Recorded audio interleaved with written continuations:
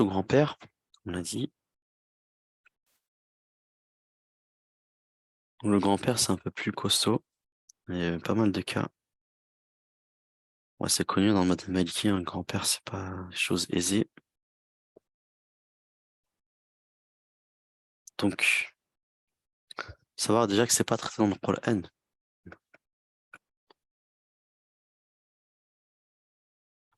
Donc, c'est pas traité dans le Coran, hein, c'est dans les hadiths. Il y a aussi des avis des compagnons,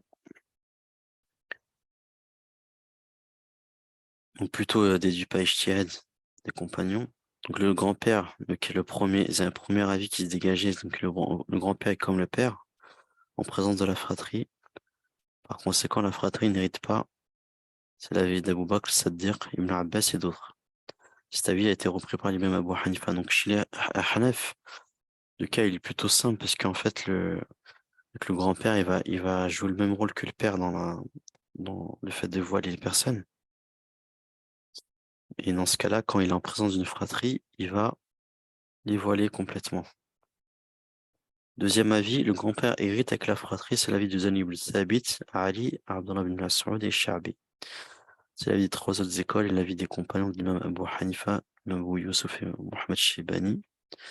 L'avis Malik est basé dessus, cela va être l'objet du chapitre suivant. Donc, nous, on va quand même opérer une distinction chez les Malikiens. C'est que donc le grand-père est comme le père en son absence, mais par contre, en présence de la fratrie, il va pas être totalement comme le père, puisque si vous vous rappelez, le père voit la fratrie, frères et sœurs. Par contre, le grand-père, il va pas les voiler. Il va voiler seulement les utérins, comme on le verra. Mais par contre, les germains et les consanguins, ce sera pas le cas. Donc ça, on va détailler, Inch'Allah.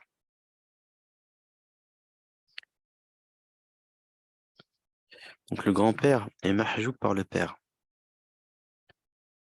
Bien sûr, hein, comme la mère, on avait dit, elle est voilée par la grand-mère.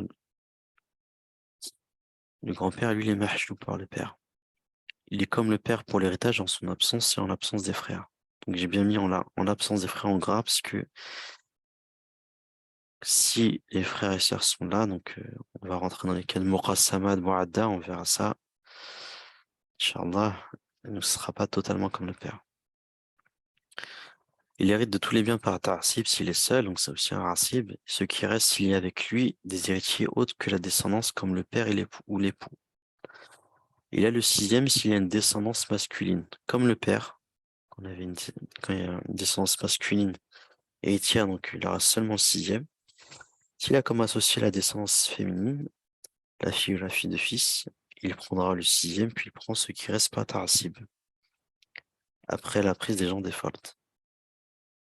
Donc c'est comme le père, on a vu comme descendance héritière féminine, il prendra son sixième plus le reste, s'il y a un reste, et donc ce sera pareil pour le grand-père.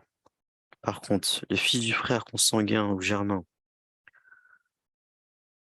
le fils du frère utérin n'hérite en aucun cas. L'oncle et le frère utérin sœur utérine n'héritent pas en présence du grand-père. Donc là, le fils, euh, donc le fils du frère consanguin et germain, eux n'héritent pas en présence du grand-père. On a vu que c'est des héritiers, hein. Le fils du frère utérin, il n'y a pas besoin de préciser, parce que les enfants de l'utérin n'héritent pas. Ça, en temps normal. Par contre, le frère utérin et la sœur utérine n'héritent pas en présence du grand-père, ça, c'est important. On va pas parler de Muqassama avec eux. L'oncle, qu'il soit consanguin ou germain, l'utérin n'hérite pas de manière habituelle. L'oncle germain consanguin n'hérite pas non plus. Donc voilà, faut savoir qui n'hérite pas en présence du grand-père déjà, avant toute chose. Donc le grand-père ne rend pas mahjoub les consanguins et les germains, contrairement au père. Il n'est donc pas comme le père sur tous les plans. Donc ça, on l'a un peu introduit. Donc, le père, lui, on sait il déshérite il voile les frères et sœurs. Ce sera pas le cas pour le grand-père. Il ne prendra pas non plus la place du père dans le cas des Rarouin. Le cas des Rarouin, je rappelle, c'est époux mère-père, épouse mère-père. Donc s'il n'y a pas de père et qu'il y a un grand-père, Ce sera pas, il n'y aura pas de Rarawain pour autant. C'est-à-dire qu'on va laisser la mère prendre son tiers. L'avis des Hanafites est de dire que le grand-père voit les frères et sœurs au même titre que le père, contrairement à l'avis de l'école métisse que l'on verra par la suite. Donc, exemple 38. Donc, le défunt,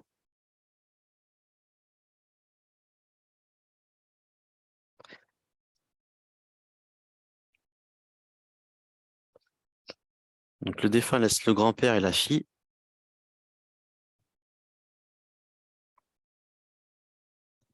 Donc, la fille, donc, elle a sa moitié, parce qu'il n'y a pas de fils. Et le grand-père, lui, il aura le sixième plus l'éventuel reste, étant donné que, en présence d'une descendance héritière féminine, c'est ce qu'on avait dit, c'est qu'elle a le sixième euh, plus ce qui reste après que la fille ait pris sa part. Donc Asmas Allah,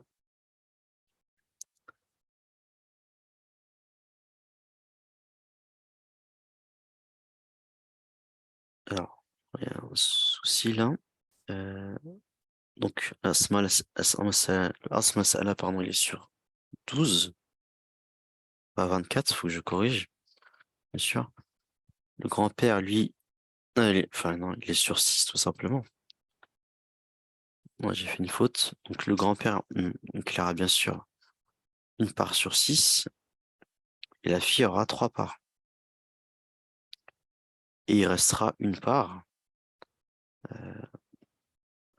manquante qui ira au grand-père, donc il aura 2 parts sur 6. Pas. Donc il aura donc le reste, hein, bien sûr. Donc les trois parts, hein. Donc je vais reprendre parce que justement il y a un petit souci dans le tableau. Donc le grand-père il a un sixième plus l'éventuel reste. Comme la fille a la moitié, bah, on sait que le grand-père il aura l'autre moitié. Parce que il a un sixième plus le reste. Donc de toute façon le Asmas Allah il va être sur 6 et donc il y aura 3 parts chacun. Tout simplement. Je vais corriger le tableau bien sûr.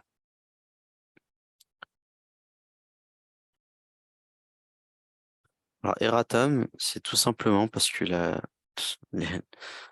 y a une épouse, hein, bien sûr, et la ligne elle était juste manquante en bas. Donc non, non, tout va bien, tout va bien. Donc Asmas Allah, il est sur 24 parce qu'il y a Tabayoun entre 6 et 8. Donc l'épouse, elle a bien sûr un huitième parce qu'il y a une ascendance héritière. Donc tout est correct. Donc Asmas Allah est sur 24. 8 fois 6, 48 divisé par 2, 24. Donc le grand-père 4 parts, la fille 12 parts, l'épouse 3 parts, et donc 5 parts restantes le grand-père par Tarsib, parce que c'est la règle quand il y a une descendance héritière féminine. Donc c'est bon, c'est correct. C'est juste que j'avais omis la troisième ligne de l'épouse. Donc là maintenant on va rentrer dans le vif du sujet. Donc la partie Muqassama.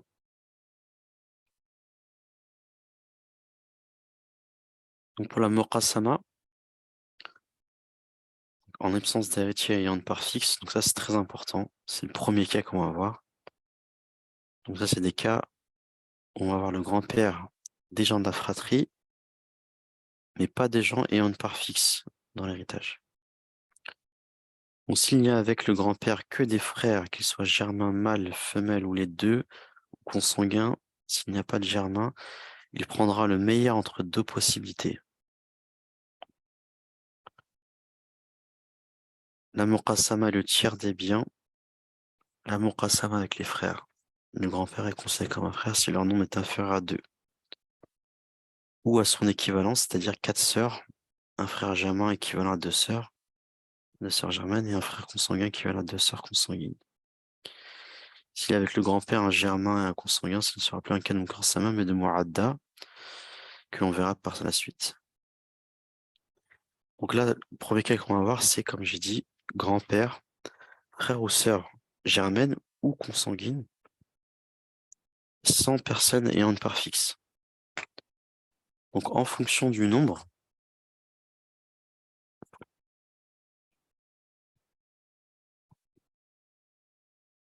Donc si il y a donc 2 frères ou plus ou 4 sœurs ou plus, donc on va dire que le meilleur pour le grand-père, ce sera le tiers.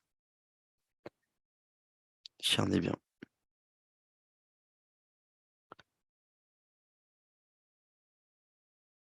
Par contre, si il y a moins que ça, bah, ce sera plus intéressant pour le père de faire la muqassama avec eux. Donc c'est-à-dire il va être considéré comme un frère. Il va jouer le rôle d'un frère.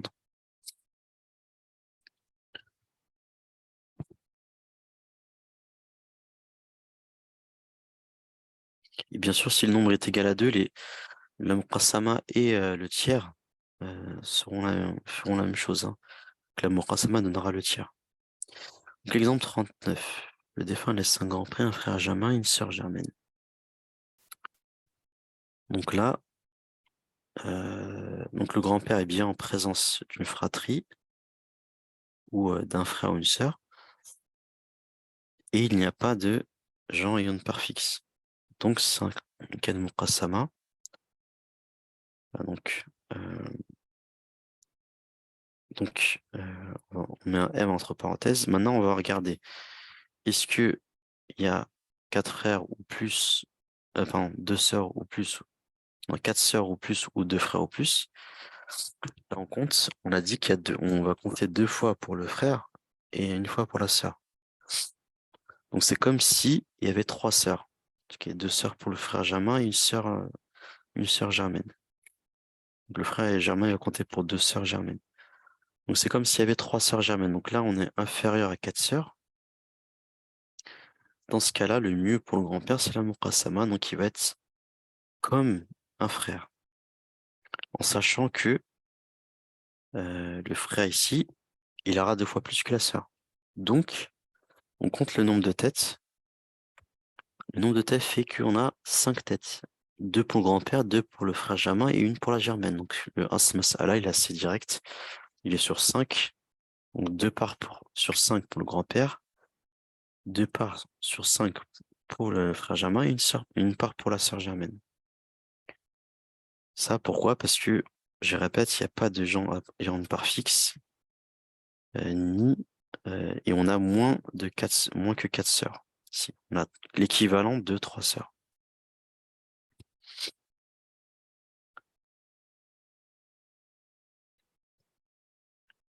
Donc, s'il y avait 4 sœurs, la muqassama, elle leur a donné le tiers. Et s'il y avait plus de 4 sœurs, donc 5, 6 ou plus, ou l'équivalent, eh bien, le mieux pour le grand-père, ça aurait été le tiers. Ça se comprend parce que si plus ils sont nombreux, la muqassama va donner des parts plus petites. Donc, on l'a dit au début dans l'introduction qu'on va donner le meilleur au grand-père entre le tiers et la muqassama.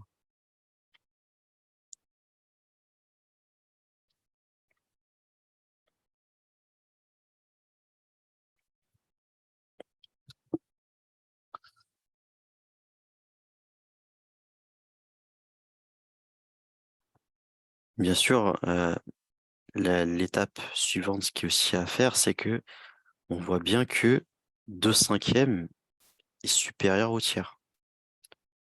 Donc c'est bien ça. Donc on a bien eu raison de lui donner par la muqassama.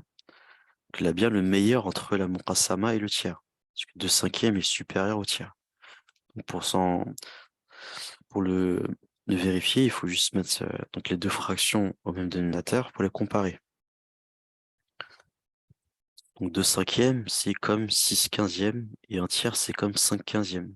Donc 6/15 est supérieur à 5/15, donc la muqassama est bien supérieure au tiers. S'il n'y a que 2 frères, le grand-père prendra le tiers. S'il y a exactement 2 frères ou 4 sœurs, le tiers est la muqassama.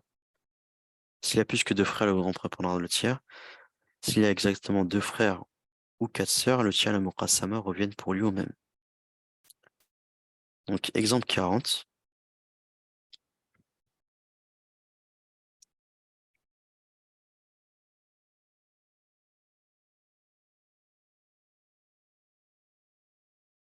Donc, le défunt laisse un grand-père, 3 frères germains et une sœur germaine. Donc là, le grand-père, on attend, on va voir. Pourquoi? Parce qu'il n'y a pas de gens ayant une part fixe et une fratrie qui est ici, donc on va voir, est-ce qu'on va lui donner le tiers ou la muqassama? Est-ce qu'il va on va le considérer comme un frère. Donc il y a 3 frères germains et une sœur germaine, donc ça fait l'équivalent de 7 sœurs. Parce qu'on va compter 6 sœurs pour le frère germain. Donc ça veut dire que là, étant donné que c'est supérieur à 4 sœurs, eh ben, le meilleur pour le grand-père, c'est bien le tiers. Donc, bien sûr, les frères germains et la sœur germaine, eux, ils sont à Saba. Komal, la paire de deux femelles. Donc déjà, le Asmas Allah est sur 3, donc une part pour le grand-père et 2 parts pour le reste. Et donc là, on compte le nombre de têtes. Donc il y a bien 7 têtes entre les frères et la sœur. Et donc ça fait bien 21. Parce que voilà, le nouveau Asmas Allah, parce que 3 fois 7 égale 21. Donc 7 parts pour le grand-père, 12 pour les 3 frères, donc 4 parts chacun. Et 2 parts pour la sœur germaine.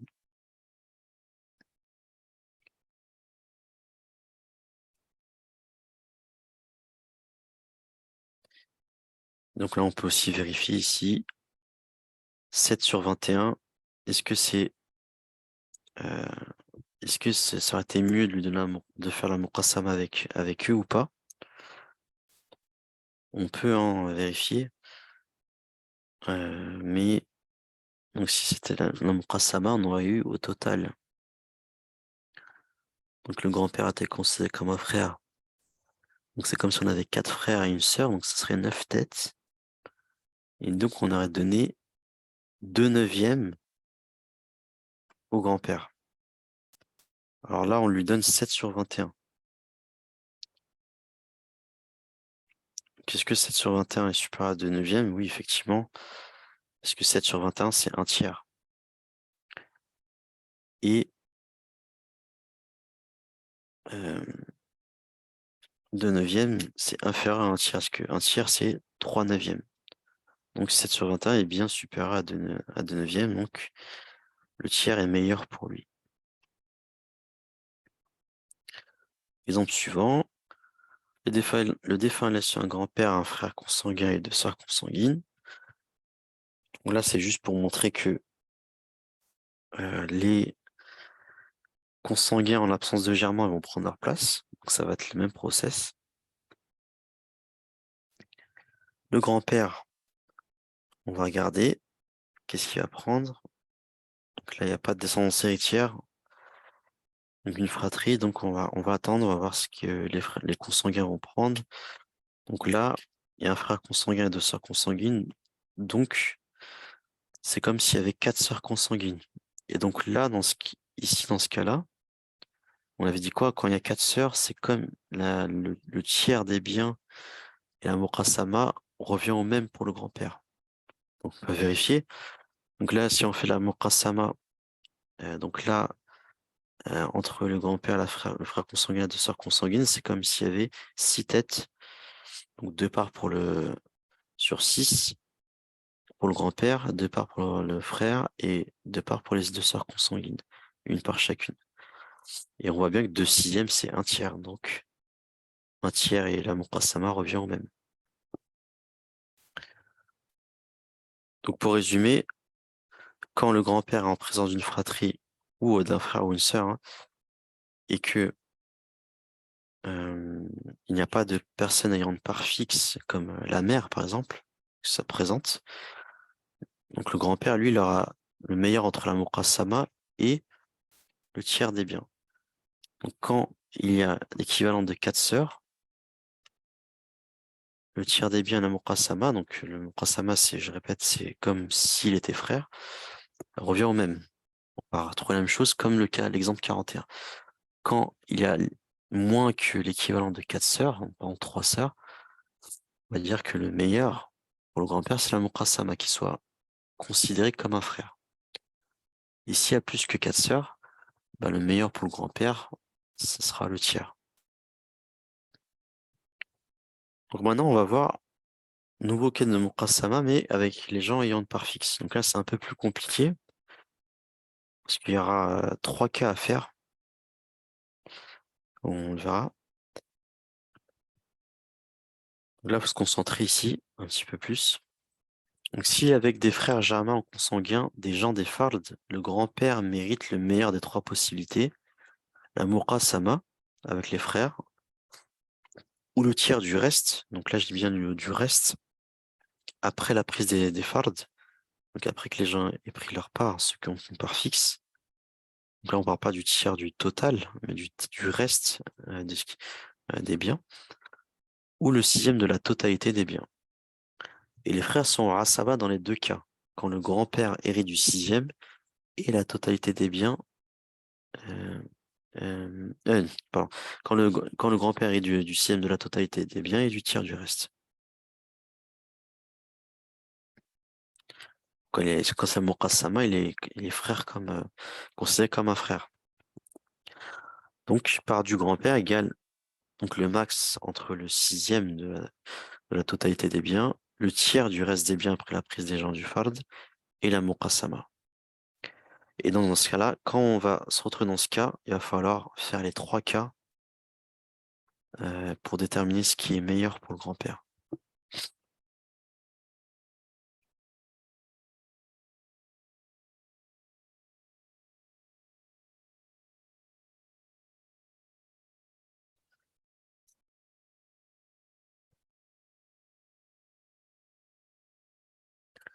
Le défunt laisse un grand-père, un frère germain, une grand-mère.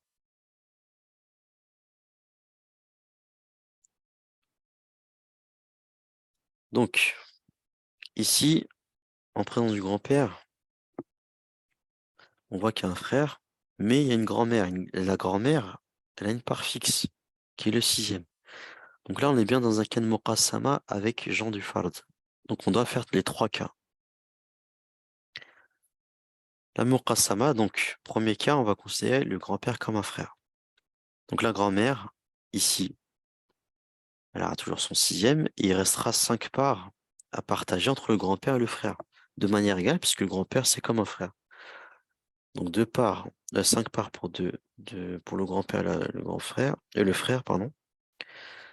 Ça fait qu'il y a tabayoun entre 2 et 5. Donc on multiplie par le nombre de têtes qui est 2. Donc on va passer de 6 à 12 pour Asl Mas'ala. Donc 5 parts pour le grand-père, 5 parts pour le frère germain et 2 parts pour la grand-mère. Donc ça c'est la Muqassama. Donc finalement le grand-père il aura 5 sur 12. Maintenant on va passer au tiers du restant. La grand-mère, bien sûr, elle a toujours le sixième. Donc Asl Mas'ala, donc sur 6, il reste 5. Maintenant, on veut donner le tiers de 5 au grand-père. Donc c'est pas entier. Ce qu'on va faire, c'est on va multiplier dans ce cas-là le total par 3, ce qui est tabayoun, pour qu'on puisse donner un tiers au grand-père, que ça fasse quelque chose d'entier. Donc, on passe de 6 à 18.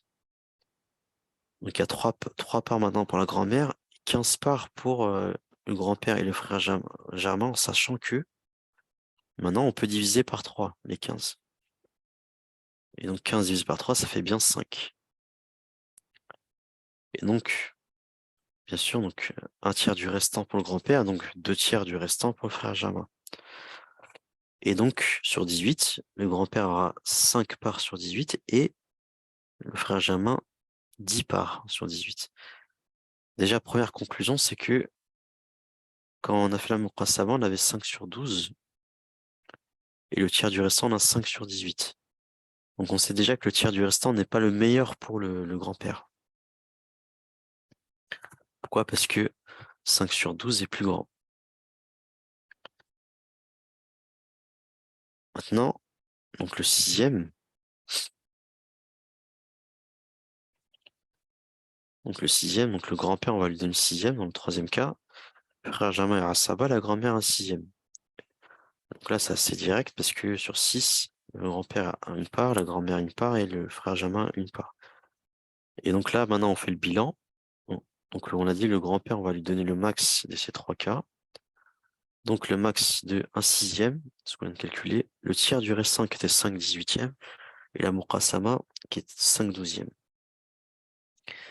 Si on veut tout mettre au même dénominateur, d'un coup, on va faire 6 sur 36, 10 sur 36 et 15 sur 36. Donc, 15 sur 36, donc le Muqassama est meilleur pour le grand-père ici.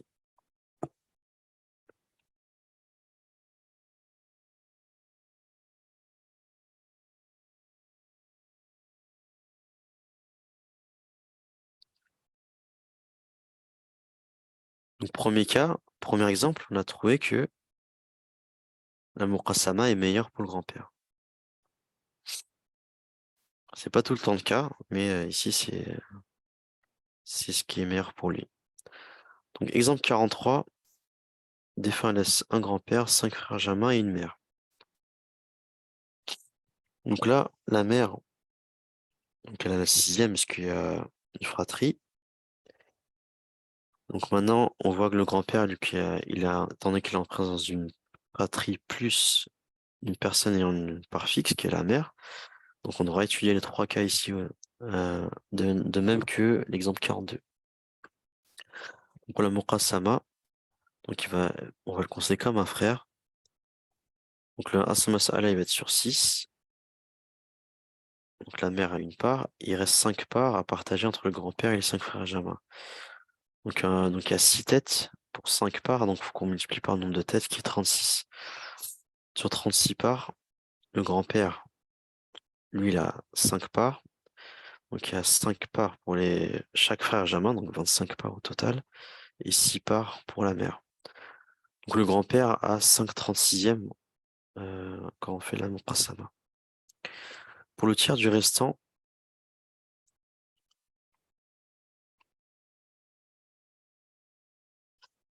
donc la mère, bien sûr, a toujours son 6e, il reste 5 parts à partager entre le grand-père et les 5 frères germains, en sachant que on va donner un tiers du restant au grand-père. Donc on va multiplier comme l'exemple précédent par 3, qu'on puisse donner une part entière au grand-père. Asmas Allah est sur 18.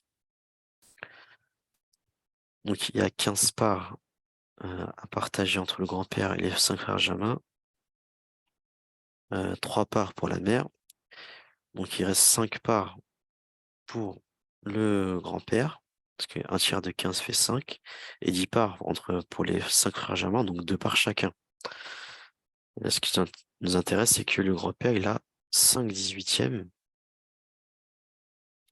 et alors que dans la Muqassama, il avait 5/36e. Donc déjà, la Muqassama n'est pas le meilleur. Le tiers du restant est meilleur pour lui, puisque 5/18e est supérieur à 5 sur 36. Dans le 6e, donc le grand-père, on lui donne le 6e, les 5 frères germains sont à 5 frères germains sont à Saba, et la mère le 6e. Donc une part pour le grand-père, 4 parts pour les 5 frères germains et une part pour la mère. Donc là, il y a 5 têtes. On va multiplier un masala par 5. On va passer sur 30. Le grand-père, il a 5 sur 30. Les 5 frères germains ont 20 parts, donc 4 parts chacun. Et la mère, 5 parts. Donc le grand-père, il a 5 sur 30.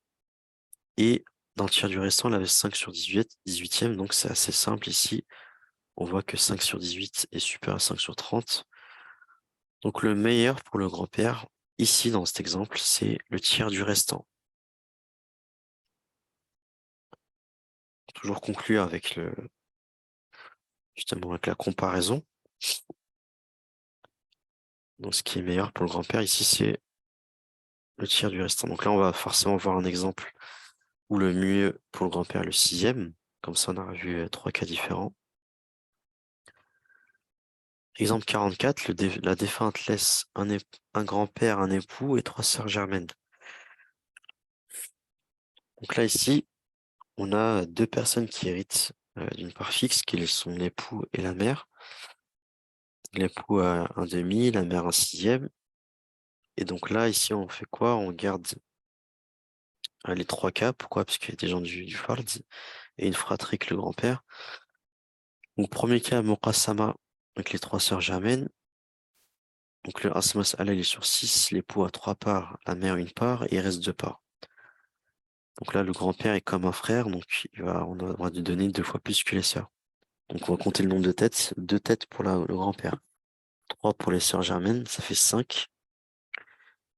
Donc 5 têtes pour 2 parts, donc on va multiplier par le nombre de têtes pour arriver à ce mas'ala de 30. Donc le grand-père, lui, il aura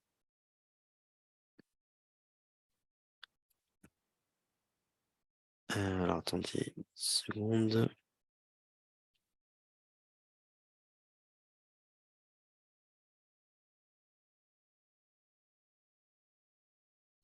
Ouais. Donc, sur donc le grand-père, lui, il aura 4 parts. Et les sœurs germaines auront 6 parts, donc 2 parts chacune. 2 parts chacune, donc on a bien que le grand-père a 2 fois plus qu'une sœur. Et l'époux, lui, donc la moitié de 30, 15, et la mère a 5 sixièmes. 5 sur 30, pardon. Donc le grand-père, ici, il a 4 sur 30 pour la Muqassama. Pour le tiers du restant, donc l'époux, donc le Asmas A est sur 6, l'époux a 3 parts, la mère une part, et reste 2 parts. On veut donner un tiers des 2 parts au grand-père. Donc on va multiplier le total par 3. Donc Asmas A est sur 18, la mère a 3 parts, l'époux 9 parts. Et donc le grand-père, il aura le tiers des 6 parts. Donc ça fait 2 parts. Et donc les 3 sœurs germaines ont les 2 tiers, donc les 4 parts restantes. Donc là, on va multiplier par 3. Pourquoi? Parce que 4 parts pour les 3 sœurs germaines, donc c'est tabayoun, donc on va multiplier par par le nombre de têtes qui est 3. Ça nous fait 6 parts pour le grand-père sur 54, 12 pour les sœurs germaines, 4 parts chacune, 27 pour l'époux et 9 parts pour la mère. Donc ici, le tiers du restant, comme on peut le voir, c'est 2 sur 18. Ici sur 54, comme vous voulez, mais 2 sur 18, ça fait bien 1 neuvième. Le tiers du restant est de 1 neuvième, alors que la Muqassama était combien, on avait dit? 4 sur 30. Donc là, 4 sur 30, ça fait 2 sur 15. Donc 2 sur 15 pour la Muqassama et c'est inférieur à 2 sur 18. Donc le tiers du restant reste meilleur que la Muqassama pour l'instant. Et donc le sixième, alors vous avez deviné, ça sera meilleur, hein. Donc là, le grand-père, il a le sixième, les sœurs germaines sont à Saba, l'époux un demi, la mère un sixième. Donc sur 6, le grand-père, il a bien sûr une part sur 6 et 3 parts sur 18. Bon, c'est juste pour multiplier par 3 pour que les sœurs germaines aient bien une part entière. Mais si on compare sur 18, 3 sur 18, c'est supérieur à 2 sur 18. 2 sur 18, c'est le tiers du restant. Et comme le tiers du restant, on a dit que c'était meilleur que la Muqassama, si le sixième est supérieur au tiers du restant, donc c'est supérieur aux 2. Donc le meilleur pour le grand-père ici, c'est bien le sixième. Toujours mettre au même dénominateur, hein, pour vous aider. En tout cas, voilà, c'est déjà, on a parlé de la Muqassama.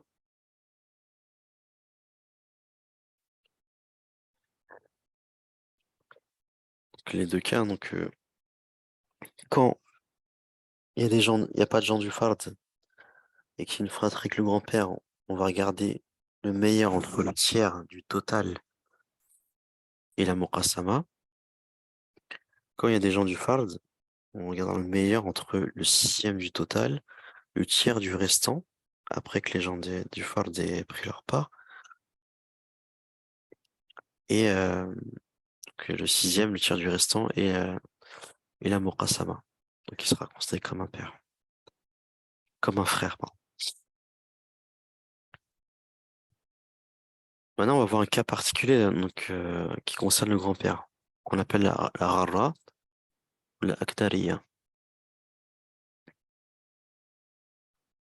Donc c'est le deuxième nom. Donc s'il y a que le grand-père une sœur ou plus, on n'attribue pas à celle-ci de farz, on ne procède pas au hal pour elle, sauf dans le cas appelé la Gharra ou l'Akdariya uniquement. Il consiste en une femme laissant un époux, sa mère, son grand-père paternel et sa sœur germaine ou consanguine. Donc déjà, là le grand-père, on voit qu'il est en présence d'une sœur germaine et de personnes ayant des fards. Donc on doit prouver qu'est-ce qui est le meilleur pour le grand-père. Donc là, on l'a déjà mis dans l'exemple, c'est le sixième. Mais normalement, on doit le prouver. Mais l'exemple 34, alors, je sais plus si c'est le... J'ai mis l'exemple 34, mais je crois que j'ai changé de numéro. Mais vous pouvez faire l'exercice. De toute façon, on peut prouver en faisant les trois méthodes que le meilleur pour le grand-père, c'est bien le sixième.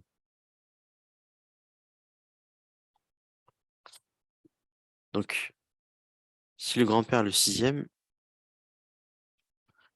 la sœur germaine et elle, on a dit qu'on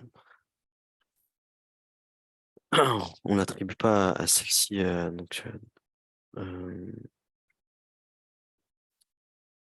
pardon, excusez-moi.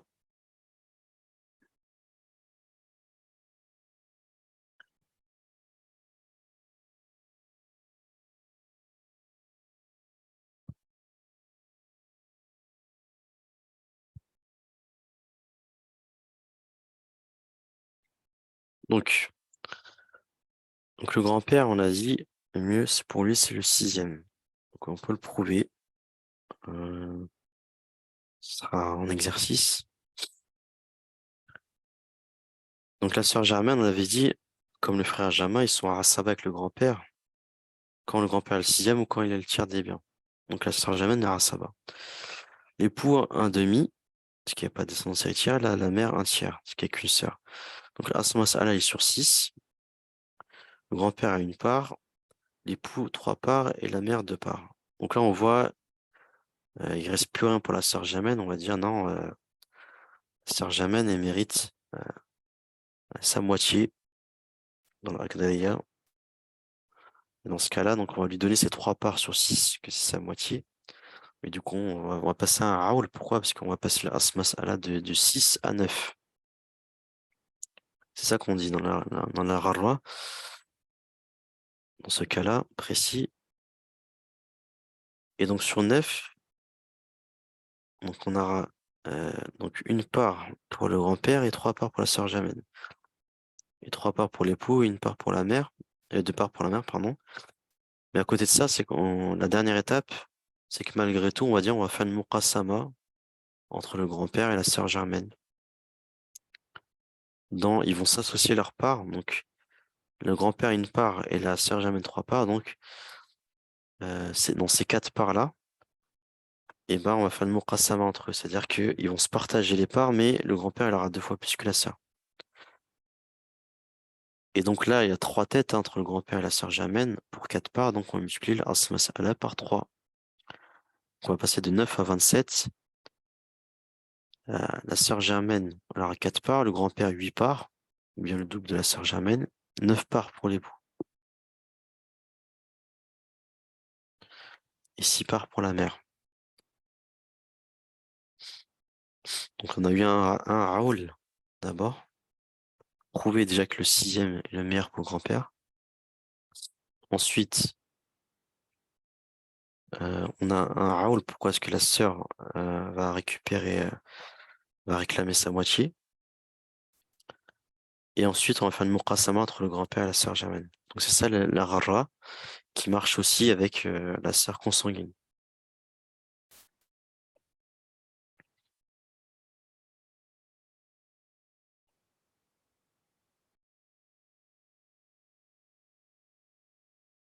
Non, non. Donc ça, c'est à connaître aussi un cas particulier à connaître. Comme la mouchti alika, on a vu. La rara, c'est aussi un cas particulier. Maintenant, la mu'adda.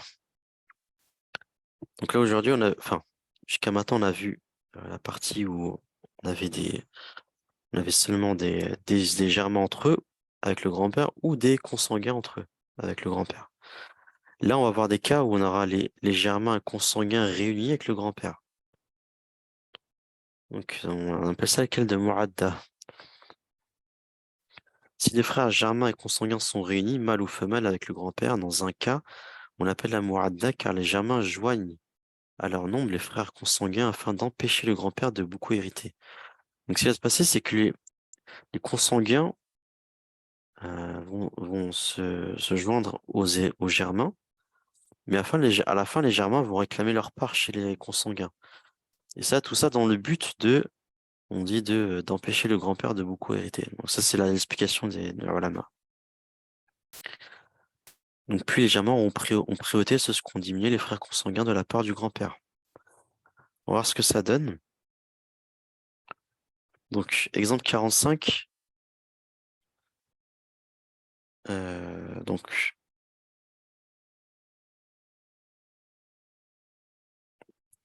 le défunt laisse un grand-père, un frère germain et deux frères consanguins. Donc là, on est dans un cas où il n'y a pas de gens du fard, que d'une fratrie. Et donc, qu'est-ce qu'on avait dit? C'est que le grand-père aura le meilleur entre eux,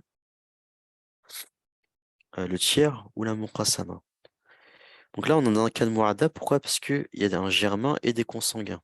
Il y a pas que des germains et pas que des consanguins. On a les deux mélangés. Donc, ce qui va se passer, c'est que les consanguins vont être assimilés à des germains dans un premier temps. Et ensuite, le germain, il va chercher la part des consanguins. Pourquoi? Parce que les frères consanguins sont mahjoub par le frère germain. Et c'est vraiment dans un rôle de faire diminuer la part du grand-père. Donc là, le grand-père aura une part sur trois. Il restera deux parts pour les frères. Donc là, on a trois frères. Mais, comme on a dit, pas besoin de multiplier par trois. Pourquoi? Parce que le germain, il va aller chercher la part des consanguins parce qu'ils sont mahjoub par lui. Donc les deux parts restantes, finalement, ils vont aller qu'aux frères germains. Et les frères consanguins sont mahjoub.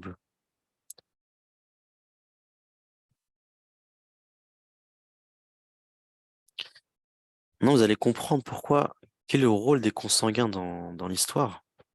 Malgré qu'ils aient rien hérité, c'est comme, quand vous vous souvenez, quand on a des frères qui n'héritent pas, ou sœurs, des consanguins, mais qui vont quand même diminuer la part de la mère du tiers au sixième. C'est un peu le même principe ici. Le grand-père, il a eu le tiers en présence des frères.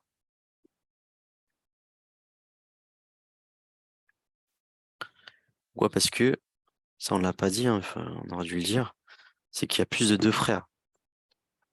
Il y a l'équivalent de six sœurs, on va dire. Il y a trois frères. Donc le meilleur pour le grand-père, c'est le tiers. Mais imaginons si on avait qu'un frère germain, bah, dans ce cas-là, s'il n'y a qu'un frère, on avait dit le mieux pour le grand-père, c'est la muqassama. La muqassama entre le grand-père et le frère germain, bah, c'est simplement une part sur deux, chacun. Donc, ce qui s'est passé, c'est que les consanguins, ils ont fait baisser la part du grand-père de la moitié au tiers. Parce qu'en leur présence, le grand-père, finalement, il a eu qu'un tiers, malgré que ses consanguins n'héritent pas à cause du germain. Voilà, si le défunt laisse qu'un grand-père et un frère germain, le grand-père va avoir que la moitié, parce qu'il n'y a qu'un frère germain, et on a dit que le mieux, quand il y a moins de deux frères, c'est la muqassama. Donc ces frères consanguins ont bien joué un rôle de diminution de la part du grand-père. Et le frère germain est parti chercher la part des consanguins.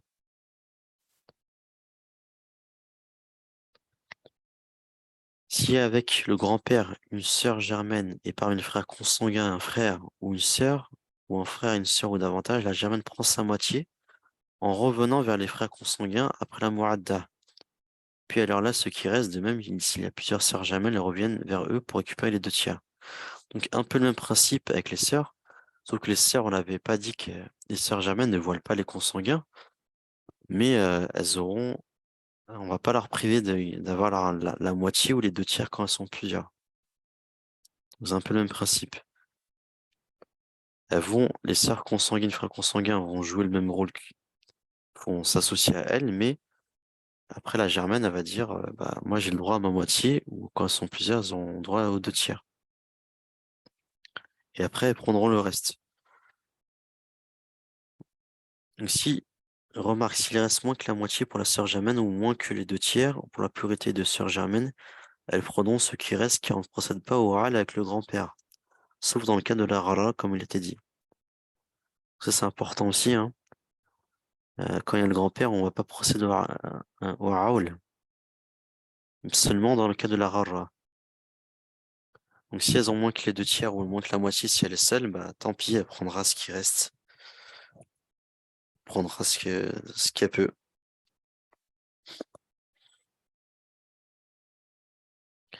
Donc, exemple 46. Donc, le défunt laisse une mère, un grand-père, une sœur germaine, deux frères consanguins, une sœur consanguine. Donc là, on analyse. Le grand-père est en présence d'une mère, donc une personne qui a une part fixe, qui est le sixième ici. Une sœur germaine, deux frères consanguins, une sœur consanguine. Donc là, on a bien des germains et des consanguins mélangés, donc on a bien un cas de mu'adda. Donc on devra faire les trois cas. Pourquoi? Parce que il y a une personne qui a une part fixe, qui est la mère. On devra calculer donc le tiers des biens, le tiers du restant, la muqassama et le sixième. Donc, premier cas, on va parler de la muqassama. Donc la mère, elle a le sixième parce qu'il y a bien sûr une fratrie. Donc le grand-père va faire une muqassama avec le reste. Donc sur 6 parts, la mère a une part, il reste 5 parts. Donc là, on compte le nombre de têtes. On a combien de têtes? On en a deux pour le grand-père, une pour la sœur germaine, deux pour les frères consanguins, une sœur pour la sœur consanguine. Ça nous fait 2 plus 3 plus un 3 plus 4 7 plus un 8. Donc ça nous fait 8 têtes pour 5 parts. Donc, Asmas Allah, il va passer sur 48, parce que 6 fois 8, 48. Donc 8 parts pour la mère, 10 parts pour le grand-père, 5 parts pour la germaine, 20 parts pour les frères consanguins et 5 parts pour la sœur consanguine. Donc on respecte bien le ratio de 2. Par contre, dernière étape, il faut se dire que, bon, déjà on peut diviser par 2 le total. Euh,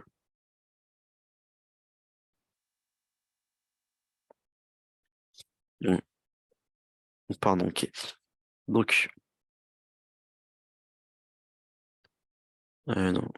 Donc, maintenant, la dernière étape, en fait, c'est quoi? C'est que la sœur germaine va dire, écoutez, les consanguins, bah, moi, j'ai ma moitié, j'ai réclamé ma moitié. La moitié de 48, c'est 24. Donc, elle va aller chercher chez les consanguins. Donc, en fait, elle va récupérer, euh, sa moitié, donc elle va avoir ses 24 parts.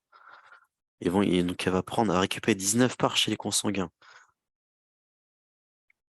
Il va leur rester 6 parts à partager entre les consanguins. Donc là, la sœur va avoir 24, le grand-père 10, la mère 8, et il restera 6 parts. Donc on peut déjà diviser tout par 2, on voit. C'est ça que j'ai mis ça en vert. Donc la germaine, hein, donc, elle a bien sa moitié. Et par contre, on devra diviser maintenant, enfin, euh, recalculer le nombre de parts pour les consanguins pour respecter au mâle la part de deux femelles. Donc là, il y a 5 têtes entre les consanguins. Donc pour 3 parts. Donc on va multiplier par le nombre de têtes. Donc on va passer de 24 à 120.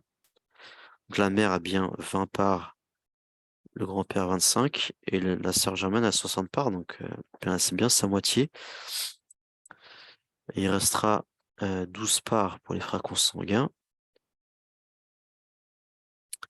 et 3 parts pour la sœur consanguine. Donc 6 parts, 6 parts chacun pour les frères et 3 parts pour la sœur consanguine. Et on voit bien que la sœur germaine a bien sa moitié, 60 parts sur 120. Alors qu'au début, on se disait, bah, quand on voit la deuxième colonne, la sœur germaine avait 5 parts sur 48, et les frères consanguins avaient 20 parts à se diviser entre eux. Donc finalement, la sœur germaine est partie récupérer sa part.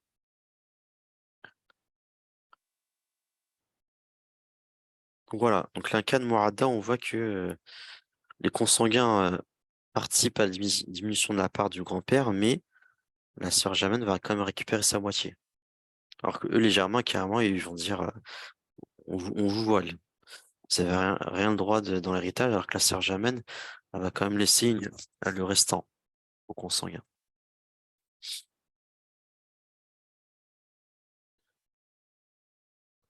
Donc ça, c'est la muqassama. Maintenant, il faut qu'on fasse le tiers du restant. Donc, la mère, elle a le sixième, toujours. Il reste 5 parts. Donc, pareil, comme précédemment, on va multiplier le total par 3 puisqu'on a un tiers à donner au grand-père pour avoir quelque chose d'entier. Donc, il reste. Donc, on va passer sur 18. 15 parts. Donc, le grand-père, il a 5 parts sur 18 parce qu'il a 5 sur 15. Donc, tiers du restant et 10 parts à partager entre la sœur germaine, les deux frères consanguins et la sœur consanguine. En sachant que la sœur germaine, bah, elle va demander sa moitié. Elle va pas dire je vais partager de manière entre nous, avec les consanguins. Bah, la moitié de 18, c'est 9. Donc elle va récupérer 9 parts. C'est la colonne suivante. Et donc, comme il y avait 10 parts au total entre la germaine et les consanguins, il reste qu'une part à partager entre les deux frères consanguins et la sœur consanguine. Et la sœur germaine a bien ses 9 parts sur 18 qui représente bien la moitié. Et donc, c'est une part restante à partager entre les deux frères consanguins et la sœur consanguine. On va compter le nombre de têtes comme d'habitude. Il y a 5 têtes. Donc ça va être un total sur 90. La mère 15 parts.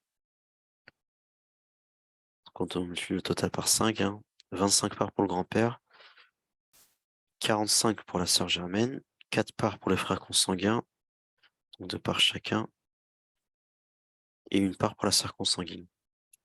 Donc le grand-père ici, il a 25 sur 90, et avant, il avait 25 sur 120. Donc déjà, le tiers du restant est meilleur. Maintenant, on va regarder le sixième.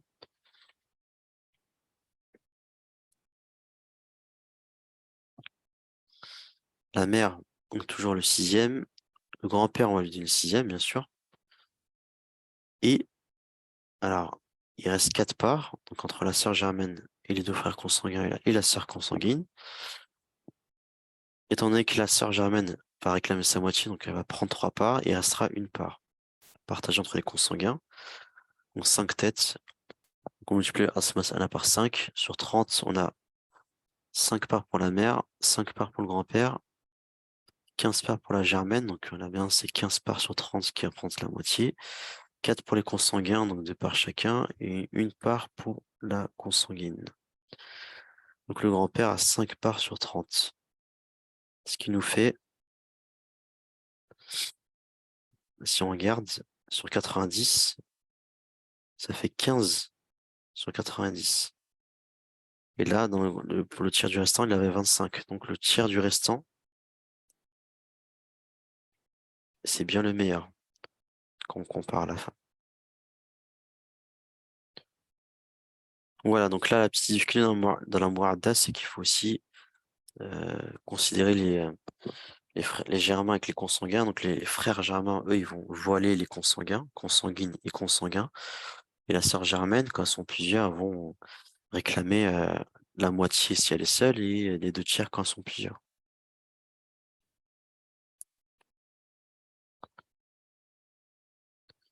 Donc, exemple 47, le grand-père, le défunt laisse un grand-père, une sœur germaine, une sœur consanguine.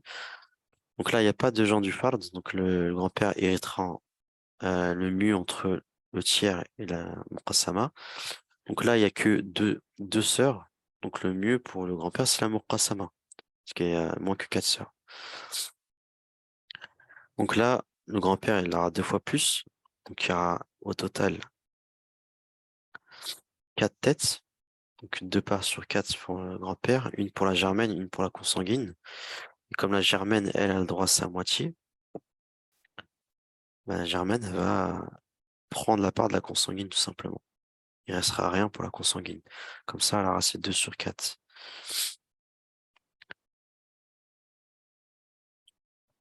Exemple 48. Le défunt laisse un grand-père, deux sœurs germaines, un frère utérin et une sœur consanguine. Donc déjà, le frère utérin, on avait dit, c'est juste pour rappel qu'il n'hérite pas en présence du grand-père. Donc lui, il ne participe pas au Muqassama. Le grand-père, il aura donc euh, qu'est-ce qu'il aura? Donc le mieux, pour lui, c'est la Muqassama, parce qu'il y a trois sœurs au total. Donc pareil, le nombre de têtes, c'est 5 ici, parce que il y a un grand-père qui compte pour deux sœurs germaines, une sœur consanguine. Donc ça fait 5 têtes. Ça fait 2 parts sur 5 pour le grand-père, 2 pour les sœurs germaines et une pour la consanguine. Donc là, les sœurs germaines, elles, euh, comme elles sont plusieurs, elles ont besoin des deux tiers, comme on l'avait vu. Donc là,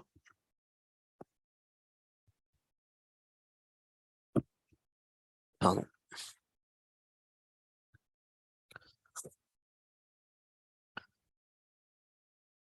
Donc le grand-père ici, il a deux parts, donc les sœurs germaines ont deux parts, et la sœur consanguine une part.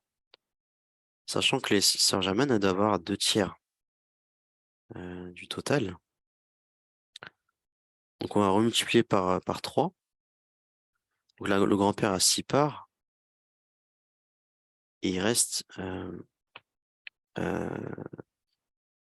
6 parts pour les germaines et 3 parts pour la consanguine.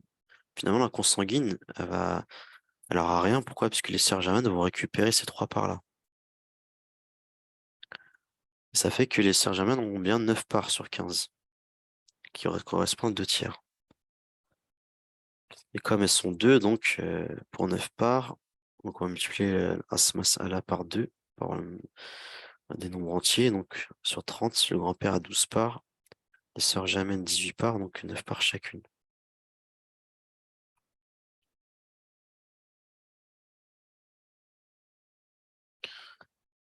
Voilà.